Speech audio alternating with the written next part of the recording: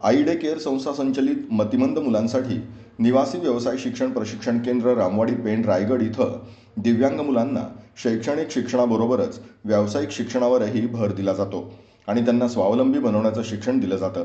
रक्षाबंधनाच्या या आनंददायी सणानिमित्त संस्थेतील विद्यार्थ्यांनी जवळजवळ 21,000 राख्या तयार केल्या आहेत. विद्यार्थ्यांनी बनवलेल्या वस्तूंची विक्री रायगड जिल्ह्यात विविध स्टॉलवर करण्यात येते. याचबरोबर पुणे आणि अमेरिकेतही या राख्यांना मागणी असल्यानं विक्रीसाठी त्या पाठवण्यात आल्या आहेत. मी विद्या दीपक खराडे, व्होकेशनल इन्चार्ज संस्थेतील.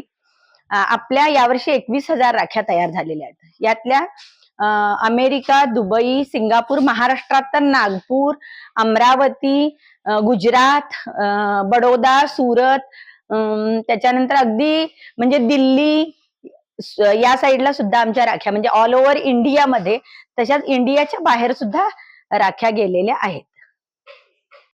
आई डे केअर संस्था ही 2010 साली सुरू झाली आणि तेव्हापासून आम्ही लहान मुलांबरोबरच व्यावसायिक वर्गासाठीही काम करायला सुरुवात केली. 3 वर्षापासून ते 62 वर्षापर्यंतची मुलं या संस्थेमध्ये आहेत. यामध्ये आता जवळजवळ 28 मुलं व्होकेशनल सेंटरमध्ये काम करतात. त्यातील 17 मुलं आम्ही स्वतःच्या पायावर उभी केलेली आहेत, जी की अगदी 500 रुपयापासून ते 4,000 पर्यंत मानधन घेतात. त्या मुलांना म्हणजे आता आम्ही 21,000 राख्या बनवल्या या रक्षाबंधनसाठी. त्या 21,000 राख्यामधल्या जे विकून प्रॉफिट येईल त्या प्रॉफिट मधून या मुलांचं पेमेंट दिलं जातं. अशी या मुलांना म्हणजे समाजाच्या प्रवाहातून दूर गेलेल्या मुलांना आम्ही समाजाच्या प्रवाहात तर आणलं, त्याच्याबरोबर स्वतःच्या पायावर पण उभं करायचं काम केलं आहे. आणि हे स्वतःच्या पायावर त्यांना उभं करायचं काम केलं आणि ही संस्था चालू केली ही सौ स्वाती मोहिते मॅडम यांनी संस्था चालू केली.